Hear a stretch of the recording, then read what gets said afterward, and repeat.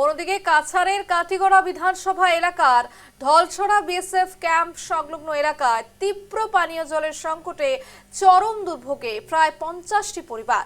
একদিকে গরমের দাবদাহে অতিষ্ঠ জনজীবন, অন্যদিকে বিশুদ্ধ পানীয় জলের অভাবে বাধ্য হয়ে রাস্তার কালভার্টের নিচে থাকা ড্রেনের অপরিশোধিত জল ব্যবহার করছেন এলাকার বাসিন্দারা।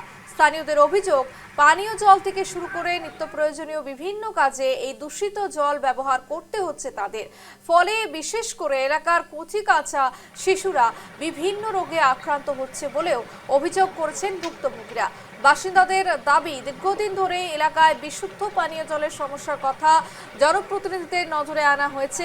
বিধায়ক কমলাক্ষ দে পুরকায়স্থের পক্ষ থেকে বিশুদ্ধ পানীয় জলের ব্যবস্থা করে দেওয়ার প্রতিশ্রুতিও দেওয়া হয়েছিল বলে অভিযোগ, কিন্তু সেই প্রতিশ্রুতির পরেও আজ পর্যন্ত এলাকায় স্থায়ীভাবে বিশুদ্ধ পানীয় জলের ব্যবস্থা হয়নি।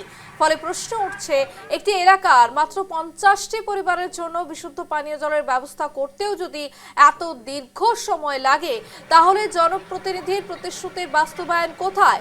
প্রতিশ্রুতি কি শুধুই আশ্বাসের মধ্যে সীমাবদ্ধ থাকবে, নাকি এবার মানুষের ঘরে পৌঁছাবে বিশুদ্ধ পানীয় জল?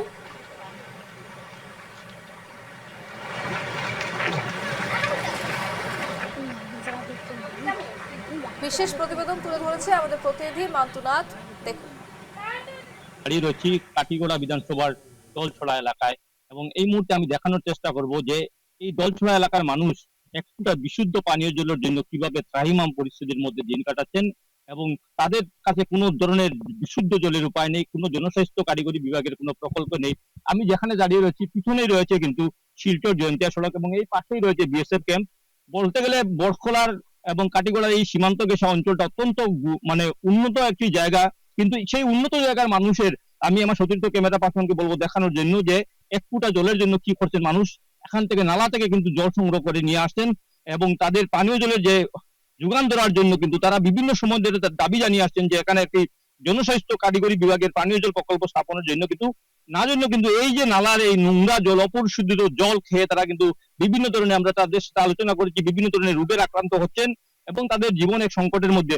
আমরা কিছু প্রতিক্রিয়া নেওয়ার চেষ্টা করব। রাস্তার সামনে বাড়ি, কিন্তু আমরা জলের এত কষ্ট করতেছি, এই পাড়াটার মধ্যে জলের কোনো সাপ্লাই নাই, কিছু নাই, সরকারি কোনো কুয়াও নাই, সরকারি সাপ্লাইও নাই। আমরা এই নালার থেকে আমরা জল খাইতেছি এবং আমরা বিভিন্ন ধরনের রোগে আক্রান্ত হইতাছি। আজকে এই বাচ্চার জ্বর, কালকে সেই বাচ্চার ডিসেন্ট্রি, বমি এইসব চলতেছে, কিন্তু আমরা উপায় নাই, আমরা এই জলটাই আমরা খাইতেছি। কমলাক্ষ দে পুরকায়স্থরে কোয়া হয়েছে যে আমরা জলের কোনো ব্যবস্থা নাই, তাই কইছেন দিবা, কিন্তু এখন পর্যন্ত কোনো ব্যবস্থা হইছে না। চাই যেন পানীয় জলটা একটু ভালো সুবিধা হয়। আমরা বহুত কষ্ট হইতেছে, মানে জলের বাচ্চারা বহুত প্রবলেম হয়ে যায়। এই জল নিয়ে ফুটাইয়া বহুত রকমের ফিল্টারিং করিয়া তারপরে আমরা খাইতে লাগে। বাকি দৈনন্দিন জীবনের যাবতীয় কাজ কি আপনারা এই জলেই করতেন? এটাই করতে লাগে, কোনো ফাংশন করতে হলে ওই জলটারে নিয়ে আমরা পুরোটাই করি। জনস্বাস্থ্য কারিগরি বিভাগের কোনো প্রকল্প আছে কি এখানে? না, নেই, পানীয় জল প্রকল্প নেই। না, সরকারি কোনো কুয়া নাই, নিজেরা কুয়া দিছি, এটা জল ভালো হয় না। আপনারা কেন সংগ্রহ করছেন? আর জলের কোনো সাধন নাই, এর জন্য আমরা এই নালার জল খেতে হচ্ছে। অনেক অনেক দাবি জানিয়েছি, ব্যবস্থা হয়নি।